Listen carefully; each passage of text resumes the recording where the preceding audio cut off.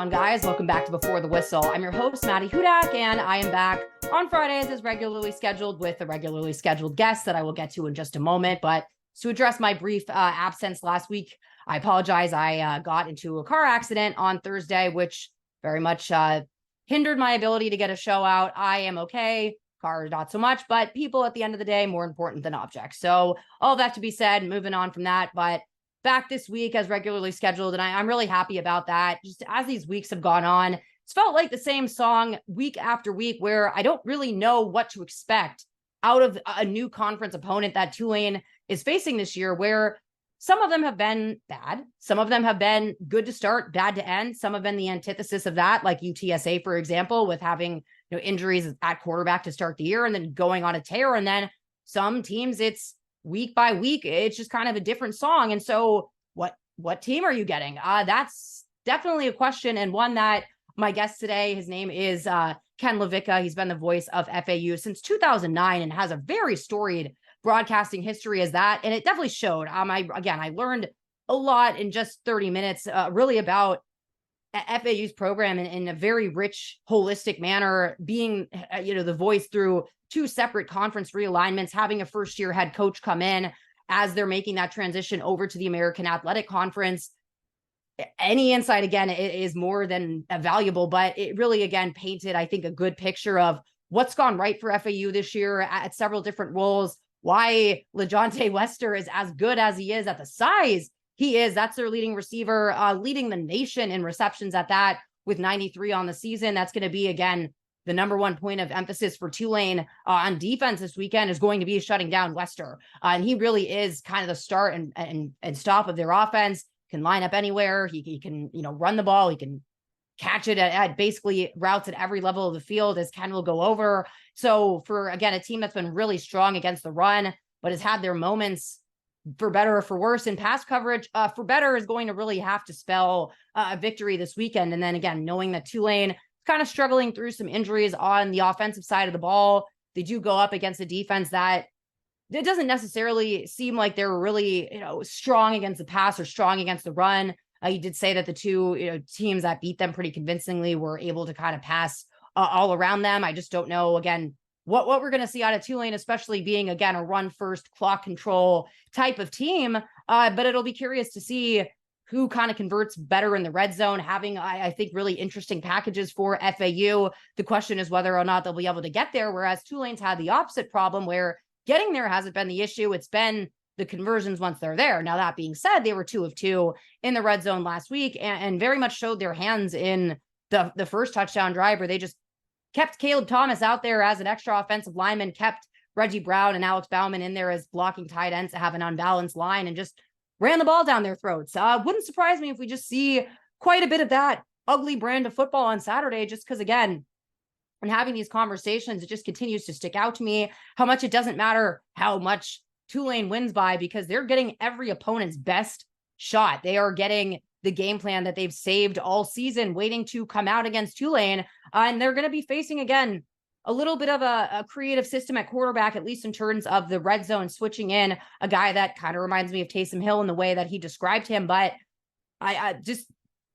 I'm going to get to the interview now, just because it says a lot more than what I will be able to opine now. And with that, again, Ken LaVicka, he's been the voice of the Owls since 2009, seen them through a lot, and I think provides just really great insight on both the program's transition and the transition under their new head coach and the true meaning of culture. And that's something that Tulane fans can absolutely relate to, and I think see a lot of their identity a few years back in this FAU Owls team. I was kind of, reading up on your background, and it seems like you have a pretty colorful, rich history of sports broadcasting in several different facets. So just kind of, how did you get to being the voice of the Owls? Yeah, so I went to college at Valparaiso University, and from that point, I wrote at the student newspaper, and then I wrote for for a widely circulated newpaper in Northwest Indiana, where Valpo is. I was very poor, so I needed money, lots of money. So I sort of threw myself into that to survive. And so by the time I got out of college and at the college radio station there, I was did a lot of sports, called volleyball, called women's basketball, did a whole bunch of stuff. I was a promotions director, program director, general manager of that college station. So I had two separate resumes, a print resume, a broadcast resume. And so I graduated and ended up getting a job first in newspaper up in middle of nowhere, North Dakota.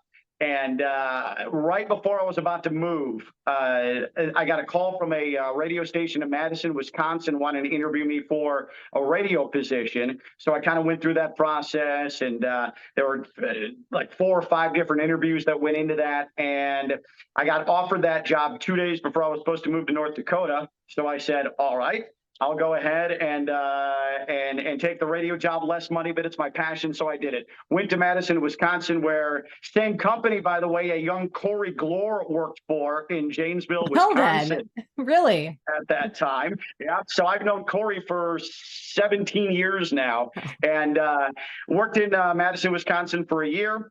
Same company had an ESPN station in West Palm Beach. Said, hey, we have an opening. You want to come down, continue your career in South Florida? I was 22 and single. I said, yes, I definitely want to do that. So I came down here. Within a couple of weeks, FAU, they had a very ragged broadcast setup at that point. They needed a fill-in. So I came and did some basketball for them. This was 2007. And from that point, they're like, hey, you just want to do the rest of the basketball season? Sure. Great.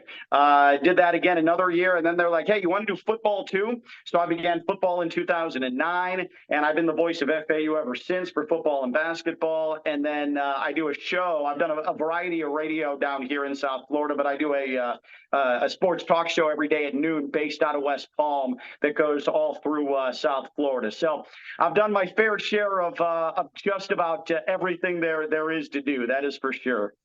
Yeah, no kidding. That was a very, like you said, storied history. And I didn't realize you'd been at FAU. So you've been there through several conference realignments now. Is that correct? Yeah. Going from the Sun Belt to Conference USA to the AAC. How has that kind of been in terms of jumping every single time? Do you feel like there has been kind of like a lull that you have to bring over, or just how has that been? So it definitely has been a transition. I actually started right as FAU was transitioning from the Atlantic Sun in basketball to the Sun Belt. So I just barely missed a 4th conference realignment before conference realignment got cool. So when it comes to this, I think that it's always exciting, and it always feels like a step up. And so you always knew that the location, being in Boca Raton, being in South Florida, that's going to be an advantage. Now, FAU for a long time fought a commuter school branding battle, an identity that they were just a commuter school. That's changed a lot over the last decade or so. But I think that was early hesitation from conferences early on. But FAU got to the Sun Belt, and actually before getting to Conference USA, FIU in Miami made the leap first, and FAU needed a little bit of an assist from FIU and from Middle Tennessee State to get that bump up into Conference USA when they got it. We were not able to do that under our own volition, which was really, really frustrating, but got into Conference USA. The first year we were in there, great. And then that's when a bunch of schools ended up leaving Conference USA. And then you're left kind of holding a bag a little bit.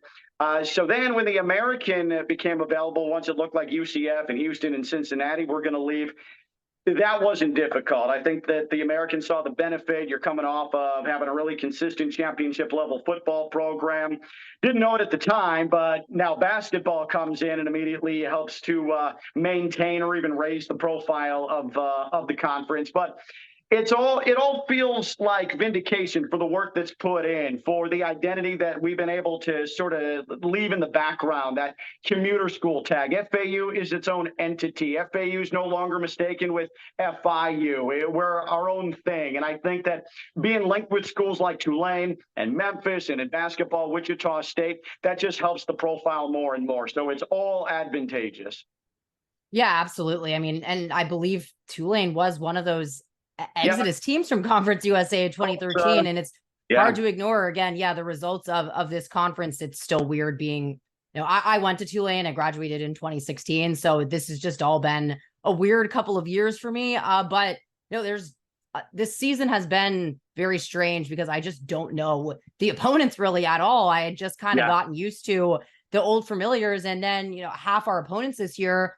And then it's also the fact that so many of these new programs, including FAU, have first-year head coaches. And so trying to kind of sort through all of that. So, like, how has that kind of been in terms of having that transition to a new conference at the same time as hiring a new coach? And do you think that any of these struggles that you guys are seeing this year are just kind of symptoms of that in a way?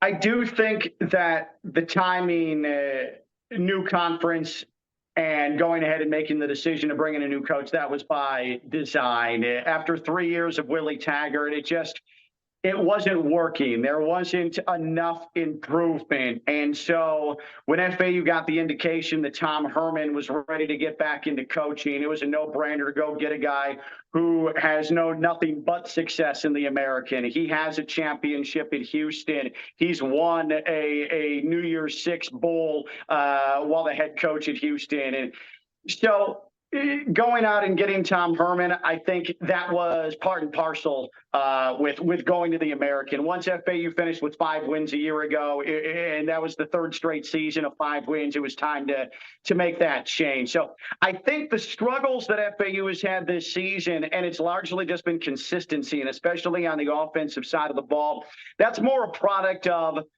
what was inherited, sort of the personality of the team. Not that it's a group of bad guys. There's a lot of talent with this group, but when you have 3 straight years of coming up short, that begins to become the mentality. And so that was always going to be difficult to try in year one completely wash that away. And so what Tom Herman's trying to do, and coaches always talk about culture and building things in their own vision, but he's just trying to set a base of, hey, guys, it doesn't have to be as difficult as you're making it at times. And that process is still ongoing. 2 weeks ago, FAU came back from down 21, should have beaten UAB. Things fell apart in the final 5 minutes. And then you and I talking here about this Tulane matchup, maybe there's an entirely different perspective on all of this. And so I think that what's happening is you're in real time having to deal with the fact that you inherited a roster with not a lot of depth. That was a major theme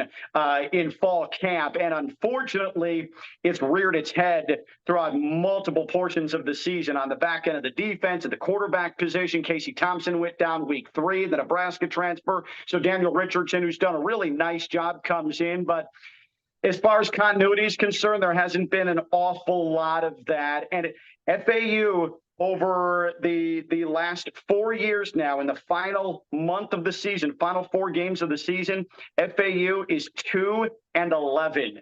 That right there is the biggest indicator of what the identity of the team is. And that's a team that falters late. And that's holding true again this year, just because it takes time to kind of press the reset button on this. I think psychology and that idea really just gets kind of thrown at the wayside in this sport in general, but I see it so much more at the college level. And I mean, just going back a few years to Tulane, yeah, they had 6 or 7 wins or so, and they were going to bowl games, but I think that was kind of the idea, was 6 to 7 wins was considered a good season. And so for Tulane, almost 2-10 was kind of the best thing that ever happened to them, because it was such a backslide that you really kind of have to break everything down and start back over. And so it's easier, again, said than done, to come in and be a first-year head coach and, like you said, inherit things that weren't really his own style, and trying to also instill a winning culture while having a lot of that kind of turnover. And so the quarterback position, I think, is always, the start and end of the team. And, outside of injury, has that at least been something that it has been kind of a at least potential kind of thing. I know we're really late in the season here, but looking at, I mean, again, LeJohntay Wester, I can't wait to watch him. I'm very curious as to how he gets either so open or they're just scheming him so well, because I mean, 93 receptions on the year. Our leading receiver, Lawrence Keys, has 33, and his targets are about as many attempts that Tulane's thrown all year. So how has that kind of stuck out through all of this dysfunction? Yeah, LaJohntay is a unicorn. He is an absolute unicorn. And he's not the fastest receiver in the world, but he is ultra talented. He has a great sense for the game. His hands have vastly improved over the last couple of years. Drops used to be an issue with him. That is no longer the case. But you mentioned scheme. I think that the way in which they're able to use him, he's not a big 6'4", 6'5", 6'6", run a post route, wind jump ball receiver. What he is he's someone who can play on the outside, and you can throw him a post route, or he can line up in the slot, or you put him in motion and have him run a route out of there. He'll run intermediate routes. He'll run short routes. He'll take the jet sweep. He's so versatile that all of these numbers have been compiled because you can put him anywhere along the line of scrimmage and he's going to find a way to get open. The two teams that had the best success at reining him in were East Carolina last week and then UTSA, which was about a month before that. Other than that, he's run roughshod over teams, and he still found ways to make impacts against the two teams that I mentioned, but they did the best job of accounting for him. So now it's up to Charlie Fry, the offensive coordinator, Tom Herman, to go back to the drawing board and see if they can find some holes in that Tulsa defense, or in that Tulane defense, which I know is difficult to do. You guys are very well rounded, but Wester is real deal. Tom Herman has said multiple times he could have played for me at Ohio State, could have played for me at Texas. He's that good. Now, you mentioned the quarterbacks. Daniel Richardson has been totally fine at quarterback. He has put up winning production. He has a ton of experience. He came from Central Michigan. He was the starter for 3 seasons at Central Michigan. So it's not like he's been overwhelmed by anything. He came in and he actually went through the spring with the team where Casey Thompson didn't. And I still think Casey Thompson and the FAU offense were trying to feel one another and get a feel for one another as the season started. Whereas once Casey Thompson went down, Daniel Richardson slid in, and he already had those connections because he has just been here longer and had a connection with some of these guys. The problem with the FAU offense this year is that you're not getting a ton of production out of the run game. I do think that there are some issues with the offensive line when it comes to run protection that they just haven't been able to overcome, because there's two very capable backs in Larry McCammon and Kobe Lewis, a Purdue transfer out of the backfield.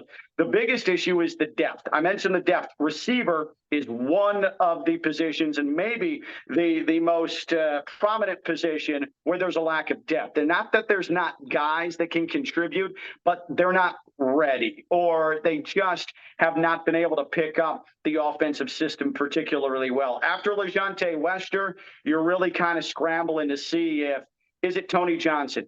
Is it Devin Price? Is it BJ Alexander? None of those guys have shown the consistency to be a complementary target to LaJohntay Wester, and therefore you become a little one-dimensional in the pass game against a defense that is extremely stout.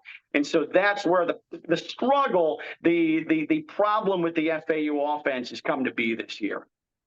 Yeah, it stuck out when I looked him up. I was expecting him, like you said, to be 6'4" and just be a behemoth. And I saw 5'11". I'm thinking, okay, he must be just such a, again, like precise route runner. And it makes sense. Like you said, it's kind of what Willie Fritz had said, that he can you can use him almost as a tell for a lot of the offense, because the offense is kind of him. And Tulane kind of learned that lesson at wide receiver depth pretty quickly last week as well, where, to your point, where we didn't really have a Wester out there. And it very, very quickly became obvious that Tulane really just did not have that many, weapons to be had. And it's interesting though, because ECU's defense, they said that they're a really good run defense. They definitely kind of punched Tulane in the face as much as any team has this year. And as much so, in the passing game too. So that really stuck out to me. Like I was kind of happy for them just because they've won one game all year. But, I felt like Tulane had very much been that ECU team in the past where teams played them and just got really shocked by them. But it almost makes it all that more incredible when you know that that's the only option on the offense. And yet he's still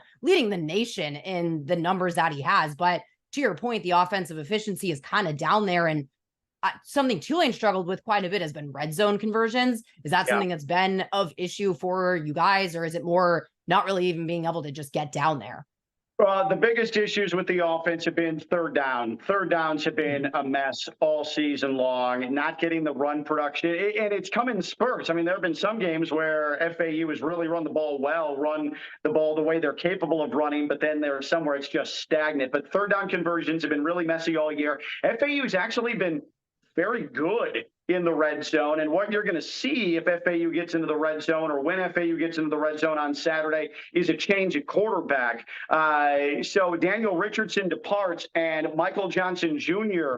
has been entering, a Penn State transfer several years ago. His father spent a year under Willie Taggart as the offensive coordinator, but Michael Johnson Jr. is a bigger quarterback. He's got really good wheels, and they do a lot of things out of their red zone sets with Michael Johnson Jr. and his ability to run the ball. A lot of misdirection. There is the threat of him throwing it down there. So since the USF win for FAU about 5 weeks ago, Michael Johnson Jr. has been a very prominent feature of FAU's red zone offense, and a big reason why. If FAU can get inside the 20s, they've been very, very dangerous, and they've played winning football. The problem is you got to get it inside the 20s, and if you're not converting on third down at any prodigious clip, you're in this conference, you're going to run into some big problems. And so FAU has found that on Saturdays where the third down offense isn't on the field,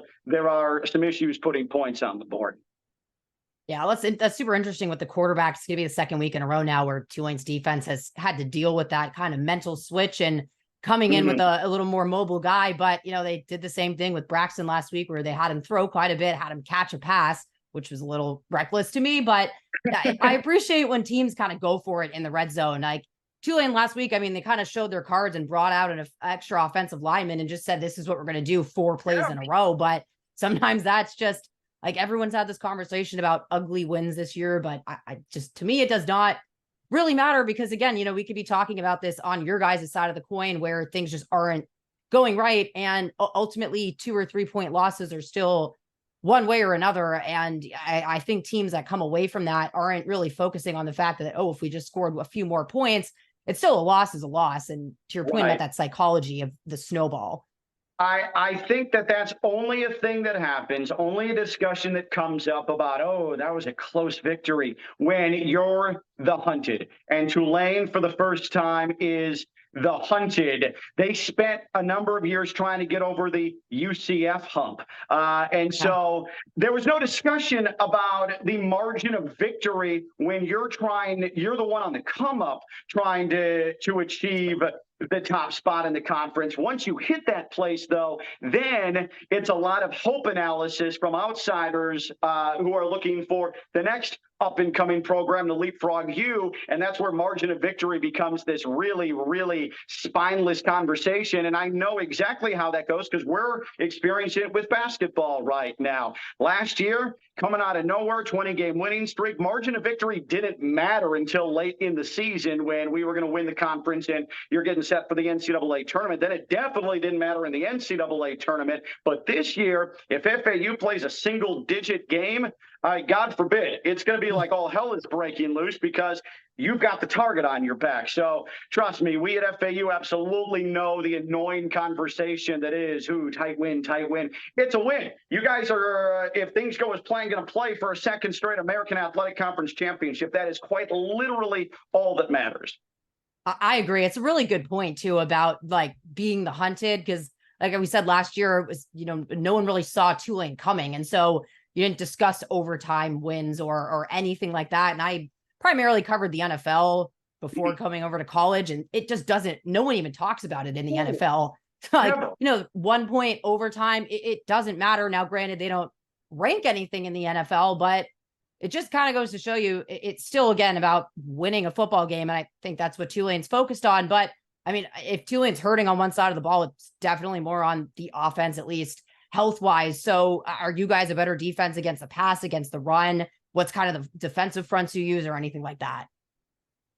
So what you're going to see on Saturday from FAU's defensive front, and defensive coordinator Rock Bellantoni, this is his second stint as defensive coordinator at FAU. He was with Charlie Partridge, who was the predecessor to Lane Kiffin. Partridge is now the associate head coach at Pitt with Pat Narduzzi. But Bellantoni is typically running a 3-man defensive front. When there is a 4-man defensive front, look for only 2 down linemen in that scheme. It is a nickel-based defense. FAU has 2 very capable nickels in Jaden Williams, who missed some time with an infection that he suffered after a cut in the UTSA loss about 5 weeks ago. Very bizarre, but he's back now. Darius McClendon playing nickel as well. FAU has some real solid corners, a lot of speed, some physicality that are going to give Tulane receivers some problems. On the back end of the defense, it's safety. It's rotating through 3 or 4 members of that room right now. The defense has given up yards this year, but the defense, for the most part, has done a very good job of not allowing points. FAU came into last week forcing 15 turnovers on the season. That was top amongst any defense in the American. So it's really helpful. You can give up yards, but if you're turning the other team over 15 times in the first 9 games of the season, that's going to help an awful lot and mask an awful lot of maybe some of the holes you have back there. It's not a perfect defense by any stretch, and the pass rush or lack thereof has been a little bit head scratching for FAU this year. FAU's been able to hold its own against the run with teams that can pass the ball particularly well, like a UTSA, like a UAB. There have been some problems. FAU's worst performance of the year defensively came 2 weeks ago in the loss at UAB. Gave up 4 explosive play, 50 yards or more touchdowns in that game that led to its undoing.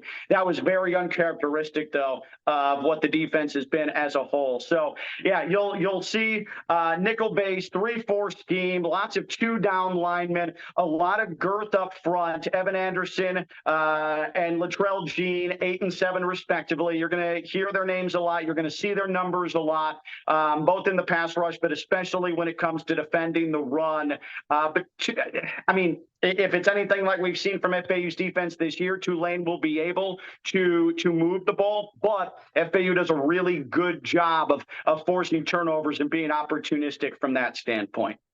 Well, I mean, that's really Tulane is run the ball and don't turn the ball over. So I am going to be really kind of curious to see how this matchup kind of fares, because I just don't think we're going to be operating at full strength in the passing game wise. So it'll be interesting, because you said that kind of those more successful outings were when people were able to pass relatively well. But to your point too about giving up a ton of yards and not allowing a lot of points, I was Tulane last week. We allowed the most pass yards we have all year, Yeah. but I mean, you gave up 22 points. That's a little bit, but it's not a lot. But we had several plays. You brought up the 50-yard gain for a touchdown. We just happened to tackle them, inside and not actually have that run away for a touchdown. But all of that to say, it just goes to show, again, as much as talking about all these things going wrong and margin of victory, all it takes sometimes is just a couple bad angles on a few consequential tackles, and that's the game. And you'll learn that it does not really matter who your opponent is playing. And I think, again, Tulane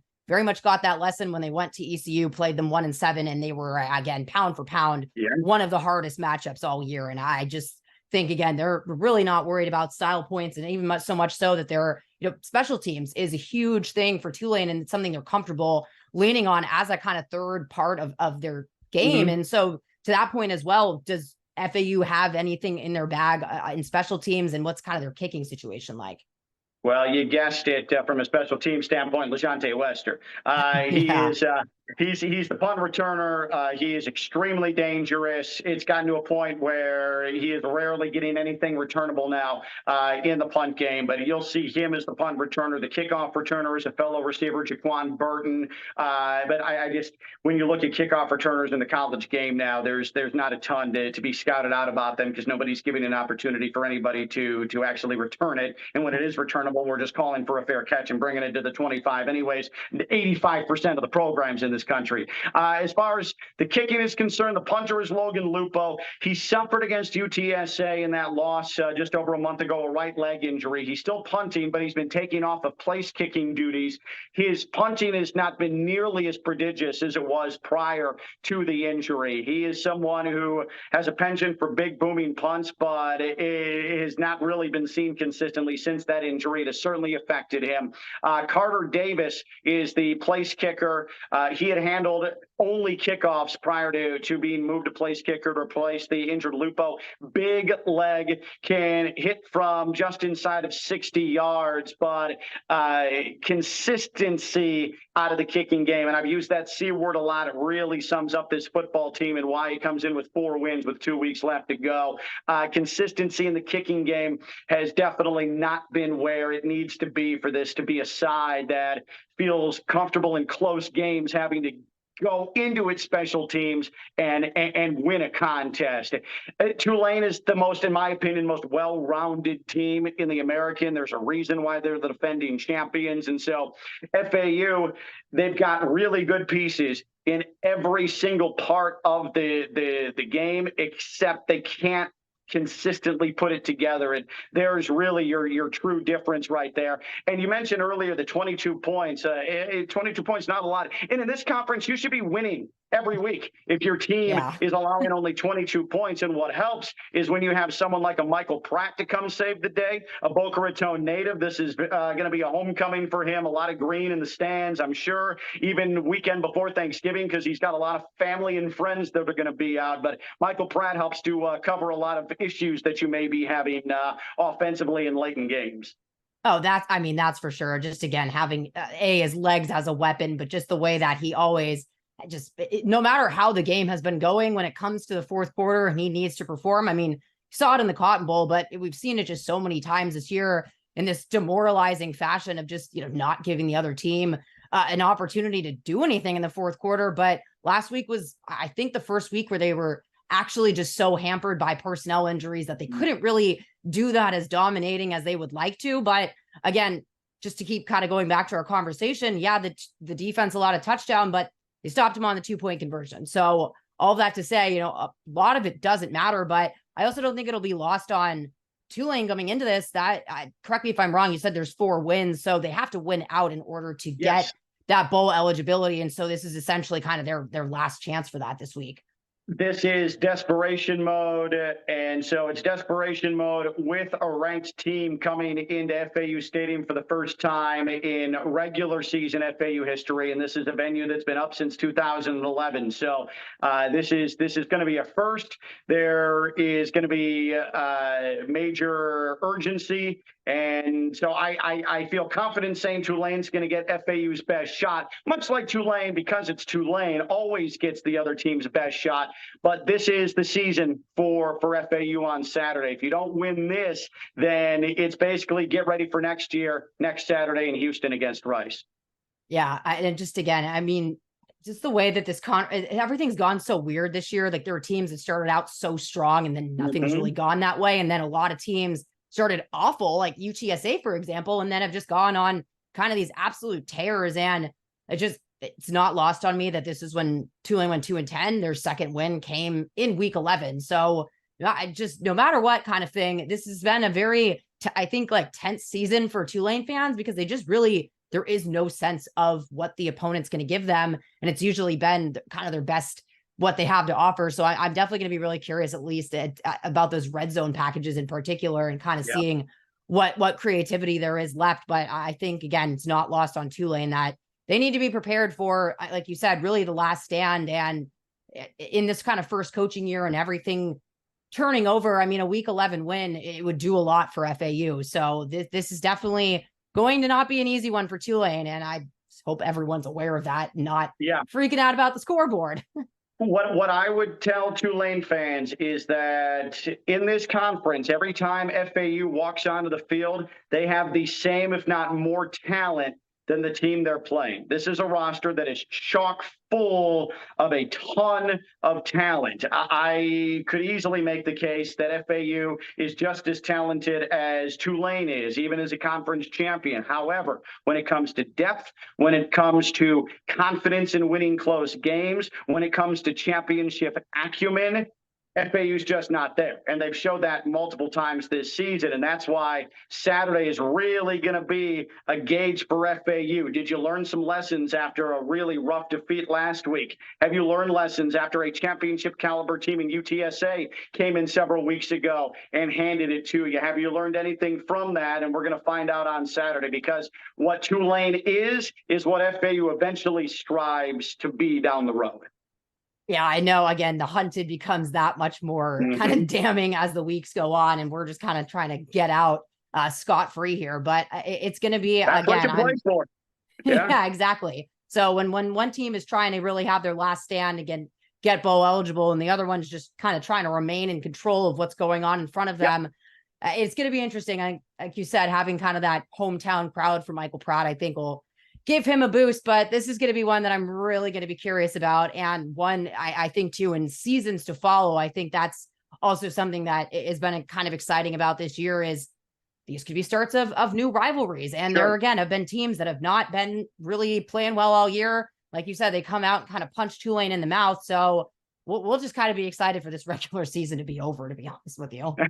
Yeah, it's a lot easier when the regular season is done and you have a potential championship game to look forward to than trying to. And I've been there with FAU in the Lane Kiffin days. Yeah, you get to the final 2-3 weeks of the season, and you keep thinking, what if they slip up? What if they slip up? It's definitely. But I found that it's better that I think that or you think that than the guys in the locker room think that, and I don't think they're thinking that. It's very easy for us to fall into that trap as fans and as broadcasters. I mean, everyone talks about this 1-0 thing, but really, I mean, I can't point to anything else that has just kept them so laser focused week by week. And it's kind of I'm started getting to the point where it's just like, okay, whatever at this point, again, about all of the kind of discussion. Tulane's 9-1. If they get to 10-1 this week, they were 8-2 at this point last year. So they are off to a better start. That's definitely not lost on them, but I am really looking forward to this matchup. I'm looking forward to seeing how because Tulane hasn't really faced a number one receiver of the caliber of Wester yet. And they've had some games where if they're going to falter on defense, it's been more on the coverage side than against the run. So it's definitely going to be a good test, I think, for Tulane's coverage as a whole. Yeah, without question. At this point of the season, if you can withstand LeJontay Wester and what he brings, that's a huge boost to the defense and the secondary in particular. No doubt about it. All right, man. Well, I'll take it. Well, awesome. Thank you so much again for your time.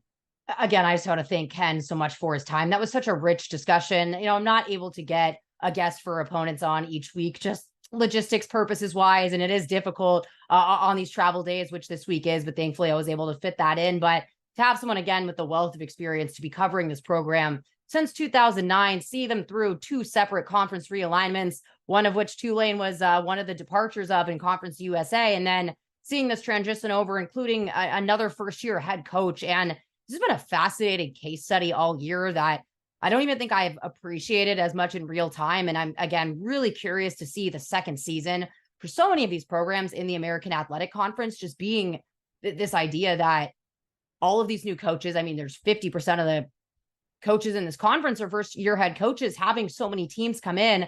Yeah, Tulane has not been, a beneficiary in any sense from not having any knowledge on their opponents or their coaches or anything like that. But so much more difficult for the program on the other side of the coin to have just that amount of turnover. And I really, again, enjoy when people bring up things that tie back to the psychology of this game, just because I will bring it up as much as I can. But Tulane fans can easily find themselves in this FAU kind of situation of that complacency, kind of middling around that 6-7 win, thinking that's kind of the peak of the mountain. And so for them, they're on track this year, but that's not the expectations of a first-year head coach. And to hear things like a team bringing in, a different package in the red zone, you want to hear those types of things. That's something where, again, you're in week 11. If things aren't working on offense for you outside of an incredible receiver, again, in LeJontay Wester, and it just continues to mind boggle me. I get to probably watch him a little bit before this weekend because,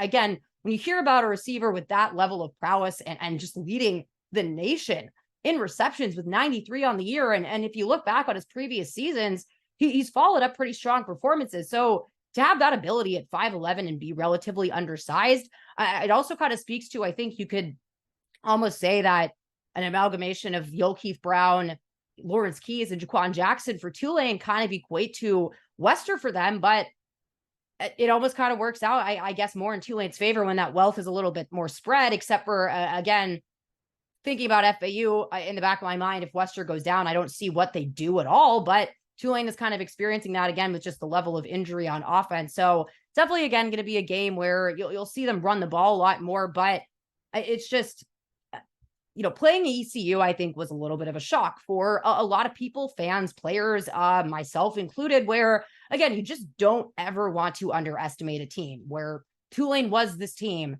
2 seasons ago in ECU. Tulane has been FAU several seasons in the past, and it always sticks out to me again in that 2-10 year. And for Tulane, it's even that more incredible because we're talking about this weekend, the bowl game being on the line for FAU. Tulane had nothing to play for, being 1-10 in week 11. God, that was really difficult. And yet they still went out there in week 11, played their butts off, and had a convincing victory. All that to say, even when a season is lost, it doesn't really matter when you're a guy that's put all your blood, sweat, and tears, all of the offseason, all of this time into your craft. Players just aren't going to give up. And again, especially when there is a bowl game here on the line for FAU. So Tulane's been getting every opponent's best punch in the face week after week after week. And I think, again, you're just learning a lot about how much records don't necessarily dictate the prowess of a team. And a lot of that is context that I get in these types of conversations. But all of that to say, these teams are all ultimately, again, discussing how things have gone wrong. Whereas Tulane continues to sit at 9-1, going 1-0 into this week to go 10-1 on the year. At that point, it's a little bit ridiculous to have any complaints up to this point, but it still makes you, again, appreciate how much Tulane has had to work to get to this point, to get to this level of perception where, again, these are teams that have never played Tulane before, and they automatically, or never, not in the conference, but automatically coming in knowing Tulane is the standard, Tulane is the team to beat, and they've gotten that week after week. So to get punched in the face time and time and time again and still have a way to win, and something really stuck out to me where he was talking about Tulane, where they believe in themselves enough to win close margin games. That is such a hard thing to do. I keep saying this. It's a lot easier to blow out a team than it is to go 4 quarters where the game's not really in your favor and be able to feel confident playing on a 3-point lead and not have your offense panic, not have a quarterback that all of a sudden just starts launching bombs downfield that may or may not be towards the intended team or not, having a defense that panics. And again, we could talk about adjustments all day long, but adjustments are only so great as they can be within a certain game plan. And it's not a good sign if you see a team completely abandon what they were doing. And for example, just start, zero blitzing for the rest of the game, unless, for example, a quarterback has been brought in that, again, if that's all they can do is run, then you shut down them as quickly as possible. All that to say, it's not always going to be this magic bag of tricks. And sometimes it's just mentals. And more than often than not, it probably is to get through those types of games, to know, again, that Tulane had the amount of injuries in last week's game and still not run away from who they are as a football team. That is just so important. It's going to be really important to follow up on this weekend. Health aside, this is a team that has won 9 games this year and is expected to win their 10th one, to have their 10th 1-0 of the year. But I don't think either team is going to be sleeping on this one. It's not lost on me, again, just all of the attention of coming back to Michael Pratt's hometown and all that brings. I saw somewhere that, the away ticket allotment was sold out. If that's correct, well done, Tulane fans, even if it's all of Michael Pratt's extended family. All that to say, I'm really looking forward to this game on the beach this Saturday and meeting Ken in person. And again, I just appreciate all of the rich insight for all of these new opponents in the American Athletic Conference this year.